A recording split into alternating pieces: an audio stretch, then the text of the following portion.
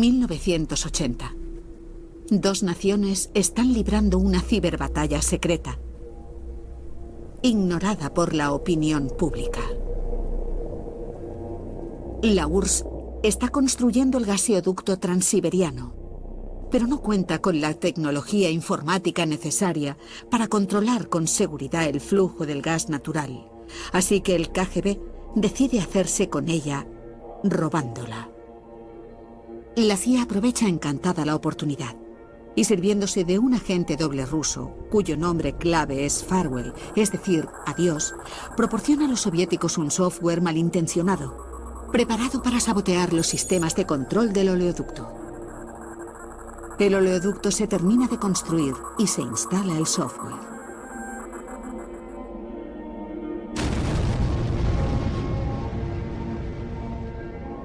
En abril de 1982, el Mando Norteamericano de Defensa Aeroespacial detecta una formidable explosión que sacude el paisaje siberiano. Es la mayor explosión de naturaleza no nuclear que se haya visto nunca desde el espacio. Una enorme sección del oleoducto queda destruida y se detiene el flujo de gas natural.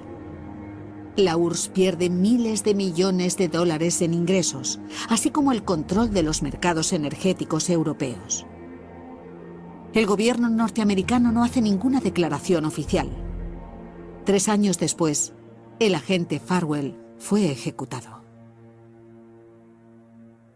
A diferencia de las armas convencionales, las armas cibernéticas no traen escrito su remitente. Cuando alguien te bombardea, puedes mirar al cielo y ver qué bandera llevan pintada los bombarderos. ¿Y sabes quiénes son? Con las armas cibernéticas no es así. El mayor obstáculo con el que nos encontramos es que la gente no cree que pueda ocurrir un ataque grave, y eso significa que esperarán hasta que se produzca.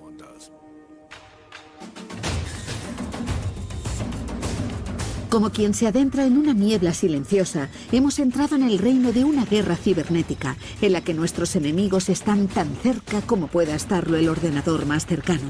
Y ahora las redes digitales de las que hemos llegado a depender se han convertido en armas. Convertir los programas informáticos en armas es la nueva estrategia ofensiva.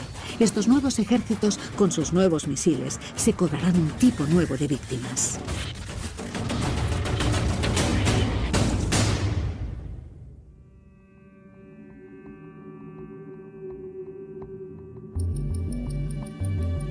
Si tuviésemos que elaborar una lista de los países más vulnerables a un ciberataque, Estonia, una pequeña nación báltica, probablemente ocuparía uno de los primeros puestos.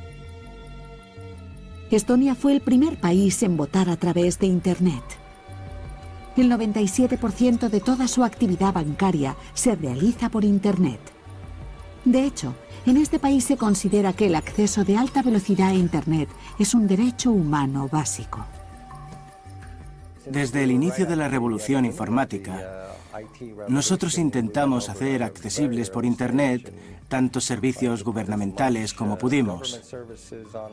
Y eso nos permitió tomar la delantera a países que uno consideraría bien establecidos y desarrollados, pero que resultan primitivos al compararlos con nuestra posición actual.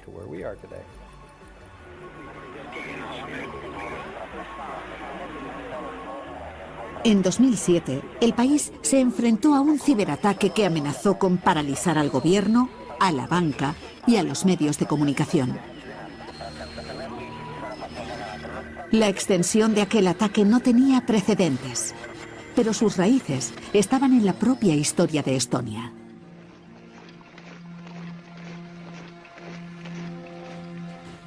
Durante la Segunda Guerra Mundial, los soviéticos entraron en Estonia, derrotando a los nazis y ocupando el país. Si solo hubieran expulsado a los alemanes, habría estado bien. Pero decidieron quedarse, y no fue una experiencia agradable. Los soviéticos enviaron a cientos de miles de rusos a vivir en Estonia.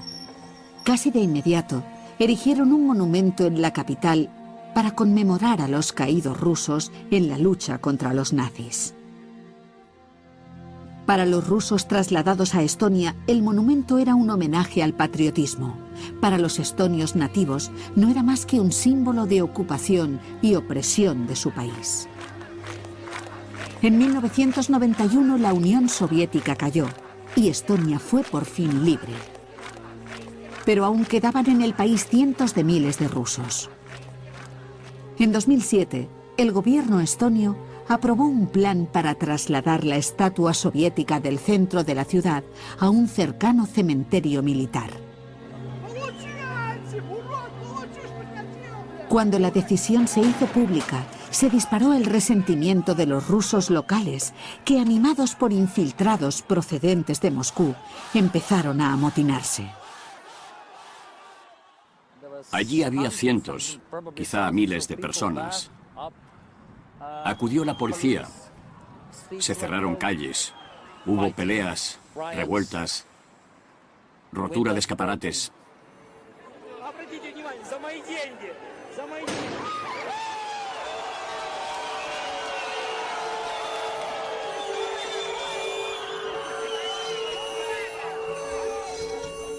Cuando los estonios se despertaron en la mañana del 27 de abril, se encontraron con que el soldado de bronce ya no estaba allí. En un intento de apaciguar la violencia, el gobierno la había trasladado durante la noche. A las 9:42 de esa misma mañana, empezó a ocurrir algo extraño. Las páginas web gubernamentales comenzaron a colapsarse y el acceso a la banca online se bloqueó. Y entonces tuvo lugar el ciberataque. La gente buscaba noticias en Internet, pero las páginas de noticias se habían caído. Inmediatamente notabas que algo iba mal. Todo el mundo supo en cuestión de segundos que algo iba mal. Decían, ¿sabes algo? ¡Ay, Dios! ¿Qué está pasando? Estonia estaba siendo víctima de un DDoS, o ataque distribuido de denegación de servicio. En algún lugar, una red de ordenadores furtivos estaban atacando a servidores de importancia crucial en Estonia, haciendo que fallasen al sobrecargarlos con una ingente cantidad de peticiones. El descontento callejero se había transformado en Internet en un ciberataque enormemente destructivo. Es algo que va mucho más allá de lo que supone el ataque convencional de un criminal. Los ciberataques proliferaron de forma exponencial en el transcurso de las siguientes 2 semanas. De los 1000 paquetes de información a la hora iniciales, se llegó a los 4 millones de paquetes de información por segundo el 9 de mayo. Se había logrado incomunicar a Estonia del resto del mundo. No salía ninguna noticia del país. La actividad bancaria quedó limitada y hubo serias deficiencias en los servicios públicos. Y todo ello como consecuencia de la retirada de una estatua. Todo el mundo sabe que los rusos somos muy impetuosos. Si los estonios hacen daño a algo que nos es muy querido a los rusos, no nos quedamos de brazos cruzados. Por ejemplo, si alguien se mea sobre la tumba de mi madre, yo querré cortarle el cuello. Así es la cosa, ojo por ojo.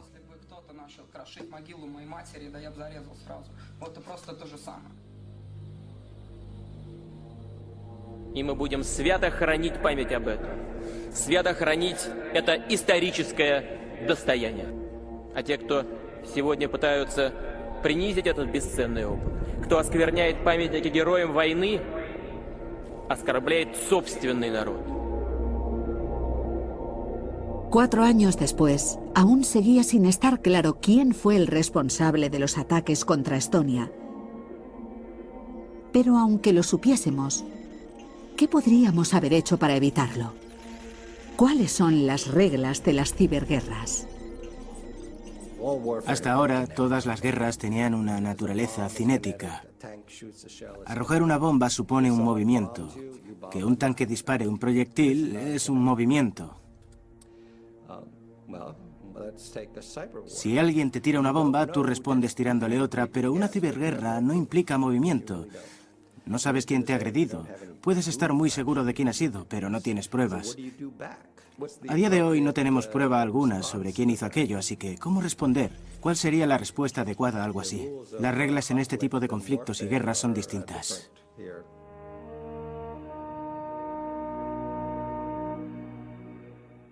En este tipo de guerras no hay soldados, generales ni gobiernos. En cierto sentido, todos somos soldados en estas guerras, porque todos salimos perjudicados de inmediato. El ataque a Estonia pudo ser obra de hackers que atacasen de forma independiente, o más probablemente, formando parte de una red desestructurada. Puede que recibiesen el apoyo de un gobierno, o quizá no. Lo que sí está claro es que esta fue la primera vez que se utilizó Internet como arma para perturbar el funcionamiento de toda una nación.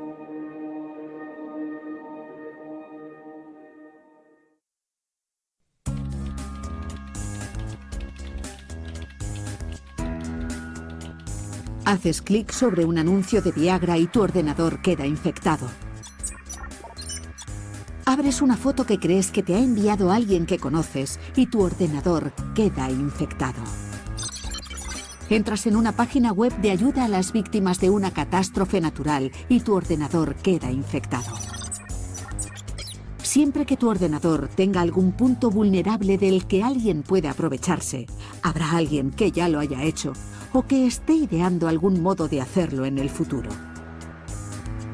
Nuestras redes informáticas están en permanente estado de guerra.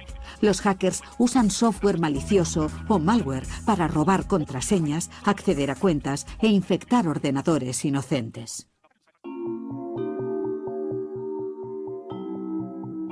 La línea de fuego de esta batalla se desarrolla en salas llenas de analistas que se mueven entre miles de líneas de código de programación, intentando proteger a los usuarios contra el correo basura o spam, los gusanos, los virus, los robots informáticos y las botnets. Ahora mismo recibimos unas 55.000 muestras de malware al día. Hace 6 años había unas 200 o 300 al día. En 2010 aumentó enormemente el número de spams malintencionados. Ahora son como el 6,4%. En los últimos años, la complejidad informática se ha incrementado muy significativamente. Hay claves raíz que se han convertido en claves de arranque habituales. La complejidad va en aumento. Uno de los más perniciosos ejemplos de malware capaz de infectar a millones de ordenadores en todo el mundo es la botnet o red de robots informáticos. Una botnet es como un ejército. Un bot o robot informático es solo un soldado. Un pequeño programa que puede instalarse en un ordenador víctima, forzándole a repetir una tarea una y otra vez. Pero esos bots son controlados por un pastor de bots o bot master. Así que puedo dar a mi ejército de bots la orden de que envíen paquetes de información a una dirección en particular. Y eso se convierte en un ataque de denegación de servicio. Puedo ordenarles enviar correo basura a una dirección concreta, con lo que los puedo usar para hacer spam. Tenemos una pequeña granja de bots. Es un ordenador infectado en el que podemos monitorizar la actividad de algunos bots de spam. Y así podemos ver cuándo se activan esos bots. Un bot descarga de Internet otro programa y lo ejecuta. Puede hacer que tu equipo se sume a lo que se llama una botnet zombie, y así tu ordenador será empleado en actos delictivos. Y así se enviará spam a través de tu equipo, utilizándote para engañar a tus propios amigos. La herramienta empleada para el ataque a Estonia de 2007 fue una botnet. Se ordenó a los cientos de miles de ordenadores pirateados que se conectasen a las páginas web de bancos, medios de comunicación y servicios gubernamentales del país. Cuando los sitios web atacados se vieron desbordados por el ingente incremento del tráfico, sencillamente fallaron y cayeron.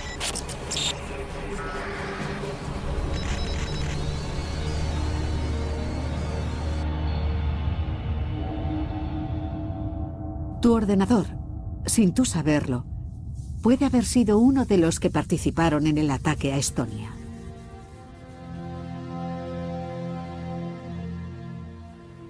Creo que vivimos en unos tiempos en los cuales cada vez hay más individuos interconectados. Y si no están bien protegidos, esos individuos se convierten en blancos muy apetecibles para los hackers y demás delincuentes informáticos. Su intención puede ser solo convertir los ordenadores particulares de la gente en esclavos de un ejército robot. Es decir, de una botnet. O tal vez busquen encubrir acciones terroristas. Las posibilidades son innumerables. Para el particular, la situación no es muy distinta a la que se daba entre los colonos norteamericanos en el siglo XVIII, cuando cada cual tenía que procurarse su propia seguridad. El ciberespacio es como un nuevo territorio salvaje. Es una creación humana. Está en constante crecimiento, pero es un territorio salvaje. Tiene una enorme belleza, pero también encierra grandes peligros. Y si nos remontamos a la mentalidad de aquellos colonos, nos daremos cuenta de que el individuo será el principal responsable de su propia seguridad. Un ciudadano de Miami y 2 hackers informáticos sin identificar han sido acusados de haber robado los números de más de 130 millones de tarjetas de crédito y débito. Internet se ha convertido en vehículo de transmisión de programas malintencionados. Pero en cierto sentido, es una herramienta aún mejor para robar dinero.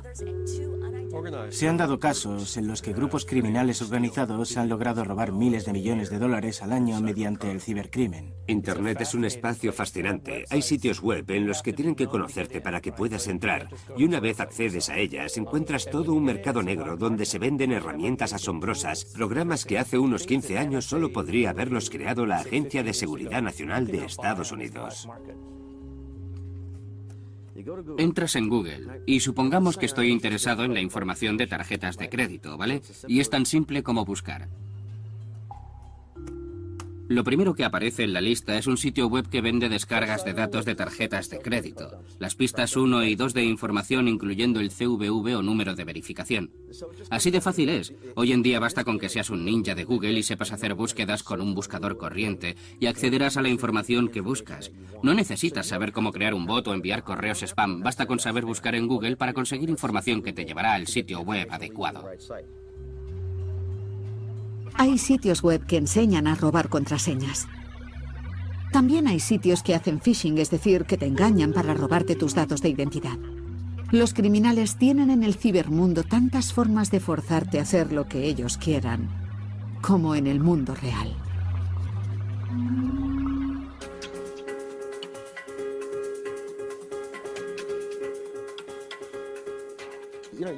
Hay que reconocerles a esos cabrones el mérito de ser tan astutos como para fijarse en lo que la gente busca en Internet o en lo que suponen que van a buscar para anticiparse creando sitios web.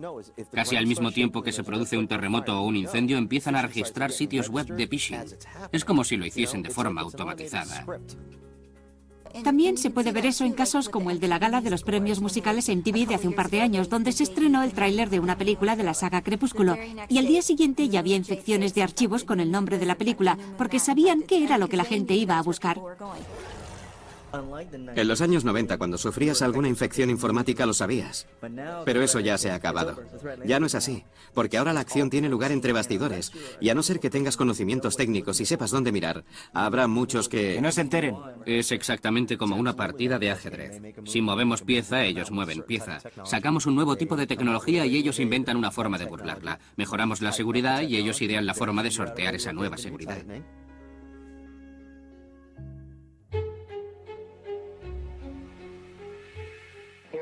Esto es un mapa de ARPANET, tal como ha sido recientemente configurada. Como ven, tiene unos 25 o 30 nodos. Creado por científicos que trabajaban para el Departamento de Defensa de Estados Unidos, Internet fue concebido como una herramienta de telecomunicaciones que sobreviviera a una guerra nuclear, y no se pensó en su seguridad o fiabilidad. Y como ocurre con la mayoría de las tecnologías creadas para su uso gubernamental, con el tiempo, Internet pasó a ser de uso público. Se está produciendo una revolución en las salas de juegos recreativos, las oficinas y las aulas de todo el mundo. Una revolución en la que toman parte 15 millones de jóvenes. Día y noche comparten datos científicos, discuten sobre filosofía o se intercambian recetas de cocina y cotilleos a través de una red informática llamada Internet. Entonces se produjo la gran expansión de Internet y el público pudo acceder a todas esas redes que contaban con el mismo tipo de seguridad, es decir, ninguna. A la gente le encanta Internet, así que ponen en la red todo tipo de cosas, informes, datos, armas informáticas, previsiones, información personal. Lo vuelcan todo en Internet porque les encanta y no lo protegen. Internet creció rápidamente, abriendo muchas nuevas posibilidades. Pero la seguridad no era una prioridad. Las personas somos como somos. Primero pensamos en la funcionalidad, la flexibilidad, la facilidad de uso. Y luego llega el gobierno con los impuestos. Y luego viene el tema de la seguridad. La seguridad es lo último en lo que se piensa. Son los cimientos mismos de nuestra sociedad, la trama que la mantiene unida, lo que nos da poder y prosperidad, pero también nos pone en peligro. Eso es nuestra conectividad en el ciberespacio. Y si no tomamos las medidas necesarias, aquellas que sabemos que podrían darnos seguridad, creo que se cierne sobre nosotros una posible catástrofe.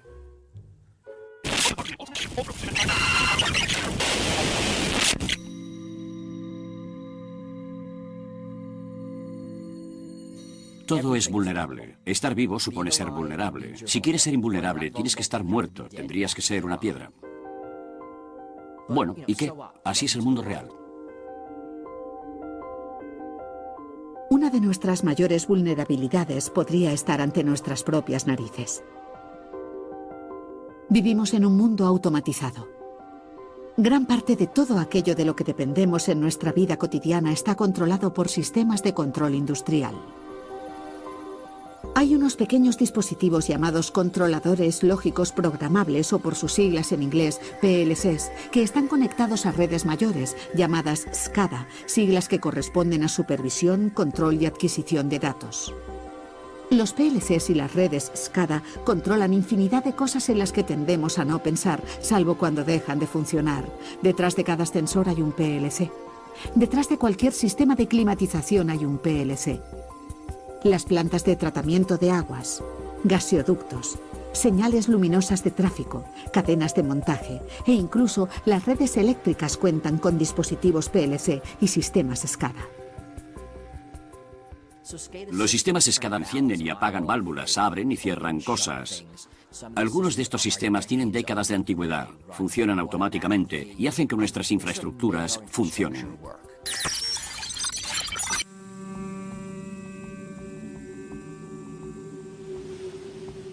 Y ahí es cuando la cosa empieza a dar mucho miedo. Digamos que en lugar de que el dispositivo abra y cierre un circuito, lo forzamos a que lo deje siempre abierto o cerrado. Y ¡boom!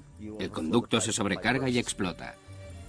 Antes no teníamos que preocuparnos por esto porque las redes funcionaban mediante unos programas artesanales creados por un par de tipos en un sótano de Maryland.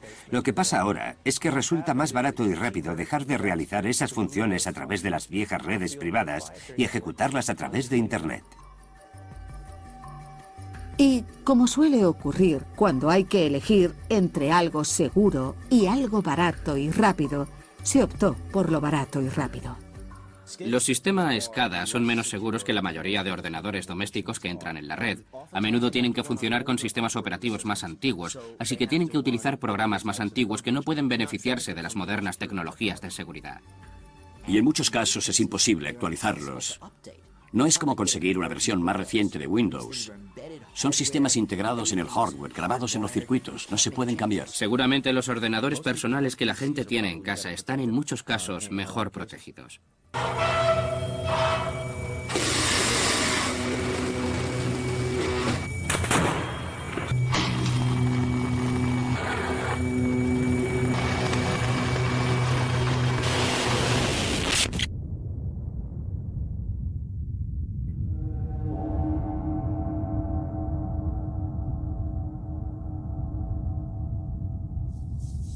Nuestras redes eléctricas contienen PLCs y sistemas SCADA.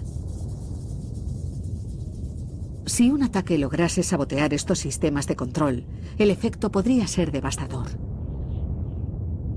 Pero, ¿hasta qué punto son vulnerables las redes eléctricas? El Departamento de Seguridad Nacional de Estados Unidos decidió comprobarlo mediante lo que se denominó el experimento Aurora. El Departamento de Seguridad Nacional pidió a algunos hackers que atacasen a un generador de una central eléctrica.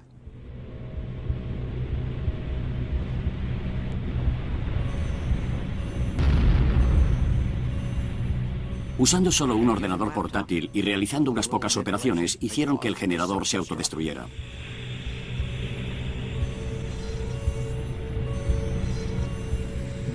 Los detalles de lo ocurrido son materia reservada, pero al parecer el grupo de hackers, sin conocimientos directos de la instalación, lograron infiltrarse en el sistema de seguridad y tomaron el control del generador. El experimento se detuvo antes de que el generador reventase, pero quedó demostrado que podrían haberlo sobrerevolucionado tanto como para que saltase en pedazos por toda la sala, de haber estado conectado a la red eléctrica.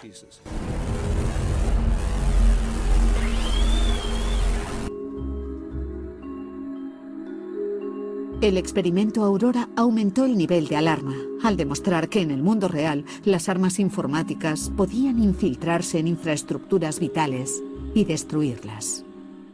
Atacar los sistemas de abastecimiento de agua, las redes eléctricas o compañías telefónicas ha sido algo a valorar militarmente por cualquier nación desde hace más de 60 años. Pero ahora hay otra forma de hacerlo y es valiéndose del ciberespacio.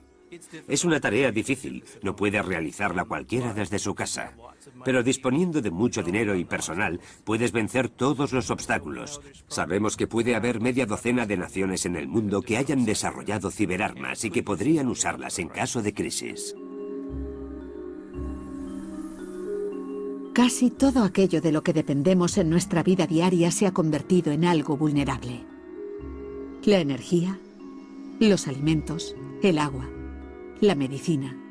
Todo eso es controlado por redes informáticas que, de ser atacadas, podrían fallar, dejándonos sumidos en el frío y la oscuridad, hambrientos y enfermos. Hemos llegado a un punto en que ese tipo de conflictos es posible. Pensemos en cómo se han desarrollado las guerras a lo largo de la historia. Los ejércitos avanzaban sobre el terreno durante semanas, meses o años. Luego, con los misiles balísticos se podía atacar de un continente a otro en 30 minutos. Y ahora se puede atacar en otro continente en 30 milisegundos. 30 milisegundos.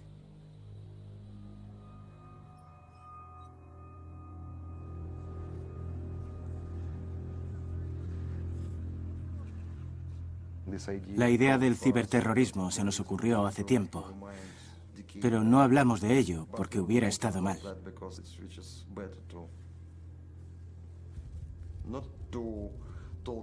Era mejor no hablar de ello a los medios, porque no queríamos que los chicos malos, o gente mucho peor, tuvieran esa idea. Por eso me sorprendí tanto al ver la película La Jungla de Cristal 4.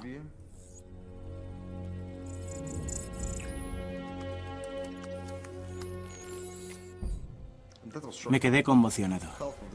La mitad de la película es sencillamente imposible, pero la otra mitad sí es posible.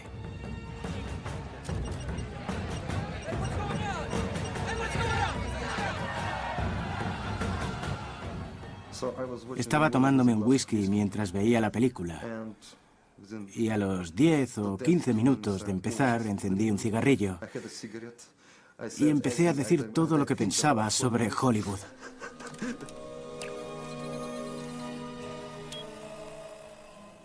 Seguí viendo la película 10, 15, 20 minutos y la paré para ponerme otro whisky y encender otro cigarrillo. Pensé, ¿qué estás haciendo? ¿Estáis enseñándoles esto a los malos? Les acabáis de animar a hacer ciberterrorismo.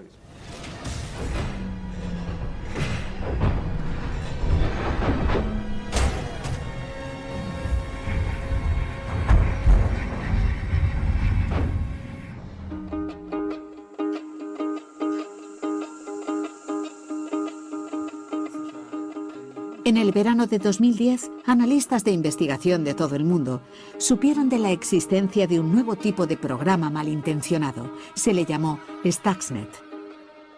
Se desconocía cuál era su objetivo y no estaba claro de dónde procedía. Pero al estudiarlo, los analistas se encontraron con un sofisticado laberinto de código de programación que tenía el potencial de provocar una gran destrucción. Yo estaba sentado aquí en mi despacho y entró uno de mis ingenieros y me dijo, Eugene, tenemos un problema muy gordo. Teníamos algo aquí porque yo nunca había visto este código y no teníamos ni idea de lo que significaba. Así que empecé a analizarlo. Y fijaos en lo enorme que es el archivo. Tendrá como medio megabyte. Es demasiado como para ser malware corriente. En unos días, los analistas descubrieron cómo lograba Stuxnet infiltrarse en un ordenador y hacerse con su control. El código utilizaba varios ataques de día cero, que es como se denomina a los ataques que se aprovechan de vulnerabilidades del sistema operativo anteriormente desconocidas. En el mercado negro del cibercrimen, una vulnerabilidad desconocida tiene un gran valor económico. De vez en cuando se produce algún ataque que utilice una o dos vulnerabilidades de día cero. Stuxnet utilizaba al menos 4. Estaba claro que su autor no se andaba con bromas. No entendíamos nada. Estábamos ante algo realmente gordo, algo muy serio, pero al mismo tiempo estábamos a salvo.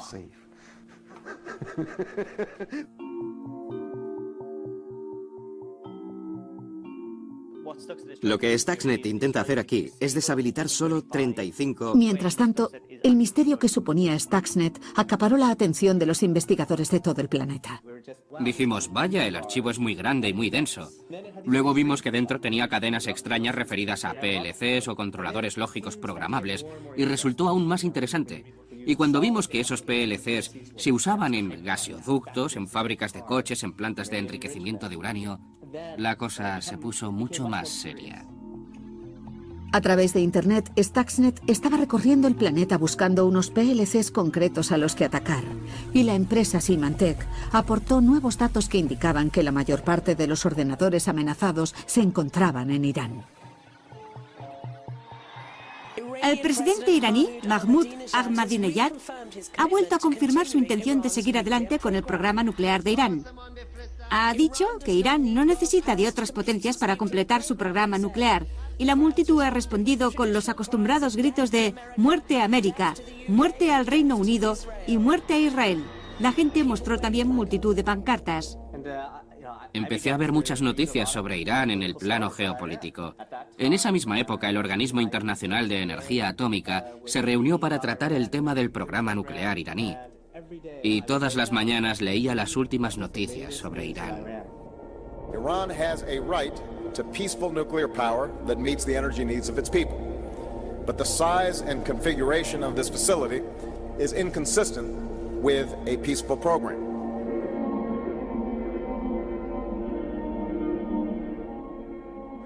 Este vídeo muestra al presidente Ahmadinejad el pasado martes durante su visita a la planta subterránea de enriquecimiento de uranio del centro de Irán.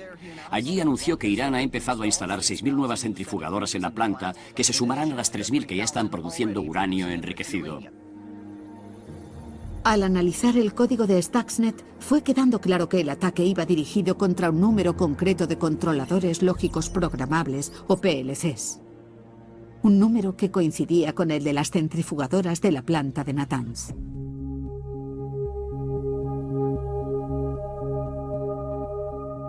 Ralph Langner lleva más de una década analizando las vulnerabilidades de los sistemas de control industrial. Él entendió enseguida que Stuxnet supuso el paso del armamento convencional a las ciberarmas.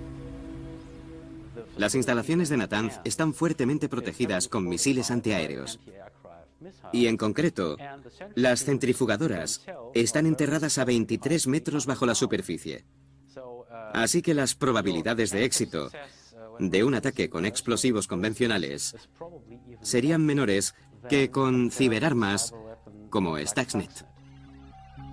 Así pues, tenía sentido que Stuxnet hubiera sido diseñado para atacar a las centrifugadoras iraníes de Natanz, pero la cuestión era saber cómo funcionó el ataque. Aquí tengo el software F-Step de Symantec, que se usa para programar PLCs. Vamos a controlar este desde aquel portátil. Este es el cable que... Los investigadores recrearon el ataque de Stuxnet infectando con malware un controlador lógico programable igual a los empleados en Natanz. El resultado fue que el malware se adueñó del controlador y alteró su funcionamiento. Desconectamos dejando la línea 0 y tenemos la bomba de aire conectada a esa línea 0. En el entorno de laboratorio se logró alterar la velocidad de una bomba de aire. Ahora voy a intentar infectar la máquina. En Natanz, el programa alteró la velocidad de giro de las centrifugadoras de enriquecimiento de uranio.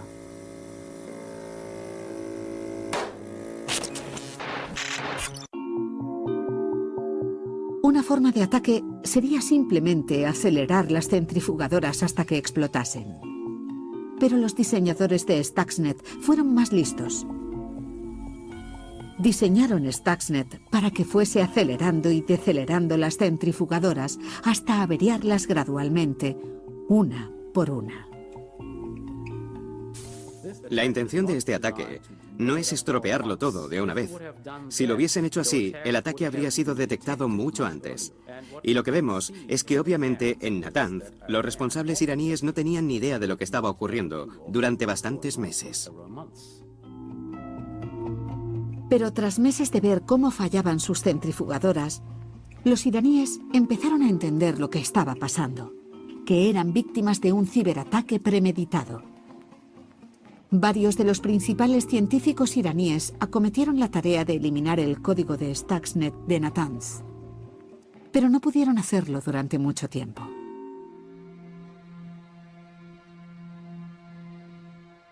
Unos asaltantes montados en motos han puesto bombas en los coches de 2 científicos nucleares iraníes, matando a uno de ellos e hiriendo gravemente al otro. Un profesor universitario iraní ha sido asesinado y otro ha resultado herido en 2 ataques con bombas en la capital, Teherán. Al parecer, los 2 científicos estaban al mando de un equipo encargado de detener a Stuxnet. La televisión estatal culpó inmediatamente a Israel de los ataques. Al menos otros 2 científicos nucleares iraníes han sido asesinados en los últimos años, e Irán se enfrenta a lo que es parte de un intento encubierto de dañar su programa nuclear por parte de Occidente. Cuando supe del asesinato de ese experto nuclear iraní, no me sentí nada bien, desde luego. Langner fue uno de los primeros analistas que pensó que los únicos países que tenían los recursos y la motivación necesarios para crear Stuxnet eran Israel y Estados Unidos. Y temió que al haber hecho pública su investigación, había entrado sin querer en el campo de batalla informático y que podía convertirse también en un blanco a atacar. Pero también pensé que si alguien hubiera tenido motivos para matarme, o secuestrar a mis hijos, o lo que fuese, probablemente ya lo habría hecho. Tanto Estados Unidos como Israel negaron tener ninguna relación con Stuxnet. Y dado lo complejo que resultaría atribuírselo a nadie, es posible que el público nunca sepa con seguridad quién estuvo detrás del ataque.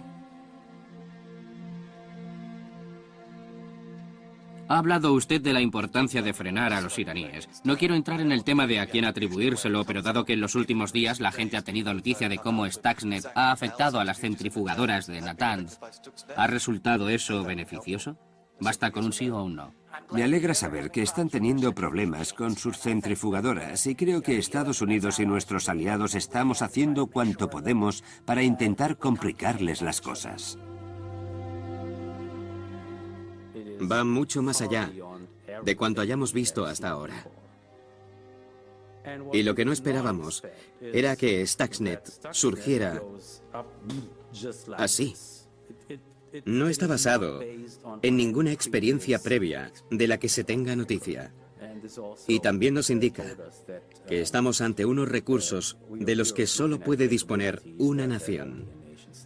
Es algo que queda fuera del alcance de un hacker corriente o de una banda criminal.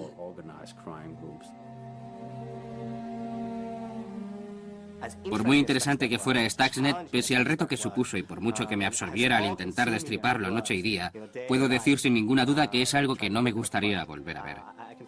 Ha habido guerras que han comenzado por un solo disparo, y no creo que queramos estar ante ese disparo solitario, ni ser quienes estén al comienzo de una guerra.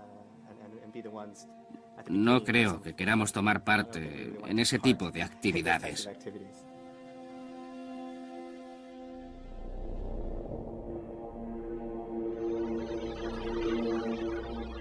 Cuando pensamos en el uso armamentístico de la programación, debemos darnos cuenta de que no estamos hablando solo del creador inicial de esos programas, sino también de cualquier otra persona o grupo que pueda disponer de ese software malintencionado. Pero la gente aprenderá de ello. Serán capaces de usarlo como ejemplo a estudiar, para saber cómo encontrar vulnerabilidades, cómo escribir programas malintencionados, cómo hacer ataques furtivos y usar rootkits, y finalmente cómo obtener una respuesta física al comunicar con el PLC. Stuxnet nos adentra en una nueva era. Esta vez el ataque iba dirigido contra una planta de enriquecimiento de combustible nuclear en Natanz, pero ¿cuál será el próximo objetivo? ¿Una planta manufacturera en China? ¿El tráfico ferroviario en Europa? ¿Una industria farmacéutica en Canadá?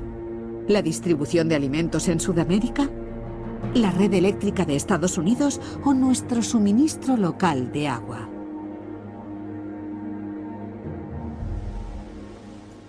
Esta es la presa de Brighton, y lo que estamos viendo es la entrada de agua de la planta de filtrado de Pautuchet. El embalse tiene unos 4.500 millones de litros de agua. Usamos unos 270 millones al día. Si sufriésemos el ataque de un hacker, podría ser a través de un pendrive. Al menos en teoría. Alguien podría poner un virus en un pendrive, como hicieron con Stuxnet. Insertar aquí el pendrive y el virus entonces haría algo malo al controlador del proceso. Una vez accedes a la red de PLCs, te haces con ella, te adueñas de todos los que estén en la red, tengan o no conector USB. Están hechos para ser rápidos, sencillos y de bajo consumo, y no para ser seguros. Nunca fueron diseñados teniendo en mente la seguridad, porque nadie tenía un modelo de seguridad adecuado para aplicárselo. Y hay PLCs como estos en todas partes. En el control del tráfico, en hospitales, en ascensores, en gasolineras, en depuradoras, en sistemas de riego, en procesadores de alimentos. Y en el sistema del que depende prácticamente todo. La red eléctrica. Si puedes apagar parte de la red eléctrica, prácticamente todo lo demás falla. No vuelves a la época anterior a Internet en los años 70. Vuelves a 1870, a cuando no había electricidad. Es muy difícil imaginar que funcionaría en ese caso.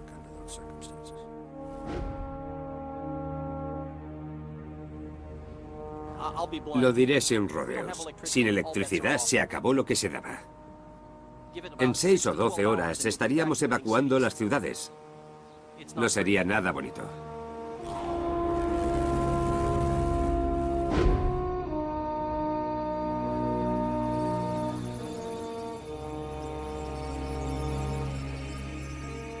Las redes de las que dependemos han acortado las distancias entre el posible atacante y su víctima. Los aparatos que controlan prácticamente todos los aspectos de nuestra vida cotidiana se han convertido en bombas de relojería que pueden usar contra nosotros. Y me temo que va a ser exactamente como lo de la caja de Pandora. Si la abres, ya no hay forma de cerrarla. Mucho me temo que vamos a ver nuevos tipos de ciberataques, de sabotaje. No sé cuándo será, y no tengo ni idea de cuál será su origen ni la víctima. Pero me temo que Stuxnet fue un buen ejemplo para los gobiernos y para organizaciones antigubernamentales.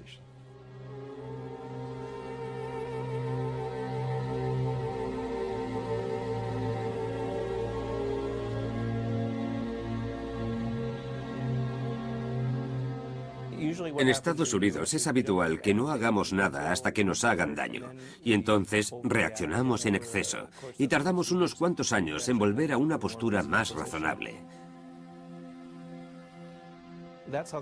Así hace las cosas Estados Unidos, y probablemente así será con la seguridad informática. Habrá un gran ataque, reaccionaremos en exceso, y algunos años después despertaremos y adoptaremos un enfoque más pragmático.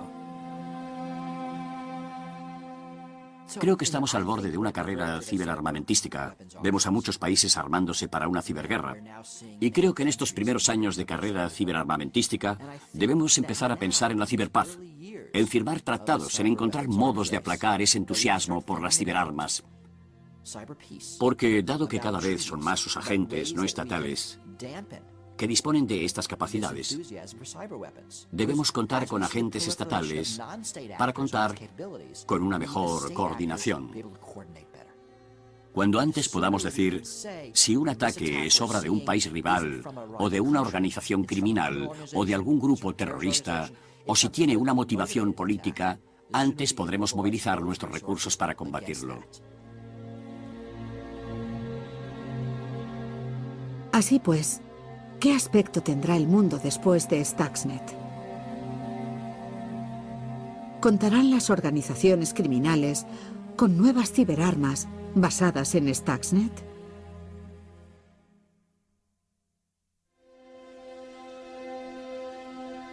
¿Estará el mundo sometido a ataques casi constantes, quedando así condicionada nuestra vida diaria?